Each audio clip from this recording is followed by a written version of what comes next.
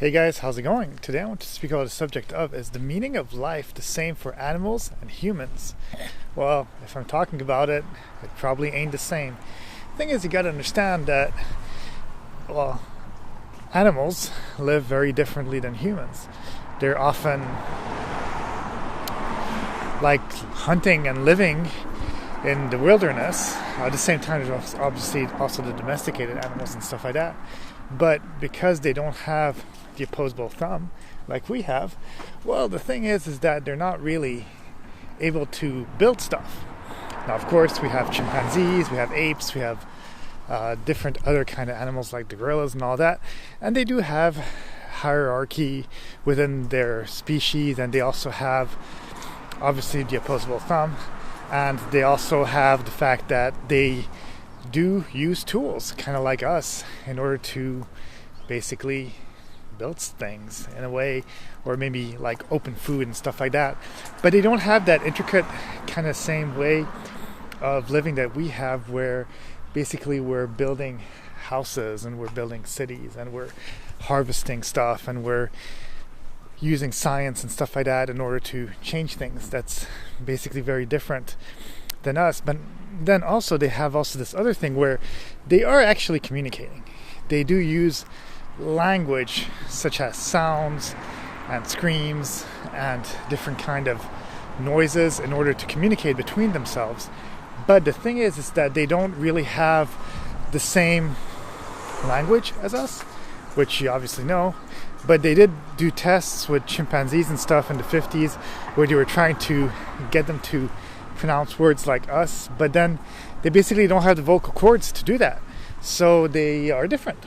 And at the same time, what happens is that if they're different, well, they were able to teach them sign language, and there's some of the chimpanzees that, for example, got up to like 150 different kind of words through sign language and whatever they were doing. And the thing is that, yeah, okay, they were able to communicate, but they weren't able to do sentences. It would be kind of like, me, give, orange, orange, give me, hungry, you know. So that's the most complicated phrase that they would get. But the thing is, also, they do see life very differently. The thing is that, for example, dogs, if you just think about dogs, it's because they're domesticated, they smell very, very differently than us. They don't see that well. They actually see in kind of like different colors, more grayish and stuff like that, and it's much more blurry. And then at the same time, they really rely on their nose in order to see the world. So that's some sort of intelligence. And then there's other basically fish that, for example, or like the salmon and stuff like that, that are able to basically navigate themselves using the frequency of the tectonic plates that they hear. And there's so many different ways that, for example, bats use sound in order to navigate themselves because their eyesight is extremely poor, and probably many other different kind of things that animals do that I don't even realize, just because I'm not a biologist, but I'm just curious. So they, in their way, they probably see us as kind of dumb because we're not able to see things in their way. They don't see life in that way. Think about it as an ant that wouldn't live as long as us. Obviously, we live 70 years, 80 years, maybe more. But an ant might live a year or so if they're lucky. And all these animals have different kind of lifestyles, and they're not trying to build things in our own way. They become adults much faster. So the thing is that they would probably see us as being dumb in our own way. And we view our intelligence as one thing because of the different things that we have, but then they would view our intelligence as another way. A good example of it is that, for example, they just put, for example, out of reach fruit to a pack of elephants. They had a controlled pack of elephants in a zoo where they were trying to basically put fruit just out of reach of elephants and just a little bit higher on the tree. And then what they did was that, for example, they gave them a stick, and it was pretty easy to get that stick.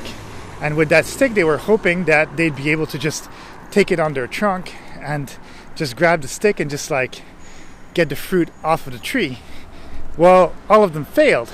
But the thing that we didn't really take into account is the fact that the trunk of the elephant is basically where they get all their senses from, because they're very reliant on their smell. So by grabbing something with their trunk, they would not be able to smell. So they basically all failed because they didn't understand the fact of taking away one of their senses. Whereas for us humans would just make sense. So they thought at first, okay, well, we failed the test, they're not very smart. But then they basically said, okay, well, we got to think more like an elephant. So they basically just put an old tire, like a pretty large tire from a truck, and all of them passed with flying colors. They all grabbed the tire and were able to climb on top of it and then grab the fruit. So you see, the thing is that one type of intelligence that is geared towards humans might not actually be the intelligence that makes sense to an animal. So it's not because we don't understand it that we basically should take them for being dumb. So their way of life definitely is going to be very different than our way of life, because they think differently. They have senses that are different. They perceive life differently. They see the colors differently. They have so many different things from us. So just expecting us to actually feel the same way, or say that they don't have feelings, or that they're not smart, or that they just don't possess certain attributes and think of ourselves as the higher species is kind of wrong, because, well, maybe we're not superior. We're all equal in our own way. We just have different attributes. And maybe the fact that they're able to fly, that they're able to swim underwater and all these things makes them actually much more prone to having really understood what real life is, and we're just making it so overly complicated by building all these things, by creating money, by creating politics, by creating wars, which is really horrible. Well, okay, well, that's it. That's all on the subject. Have a great day, and I'll talk to you soon. Bye.